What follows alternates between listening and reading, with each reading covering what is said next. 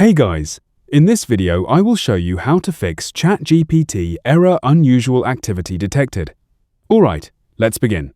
First, once you are on the ChatGPT website, click the site information icon next to the URL, then select Cookies and Site Data. After that, choose Manage on-device site data and delete all stored data. Click Done, then go back and open Site Settings and press Delete Data. Now reset permissions and confirm Reset to clear browser restrictions. Reload ChatGPT page and sign in again to check if the issue is fixed. If it is still not working, open Chrome menu, go to Extensions and Manage Extensions. Disable or remove suspicious extensions that may be causing error. After that, restart browser and try ChatGPT again to confirm the fix. This method usually resolves the unusual activity detected issue completely now. So that's basically how you can fix ChatGPT error unusual activity detected. Thanks.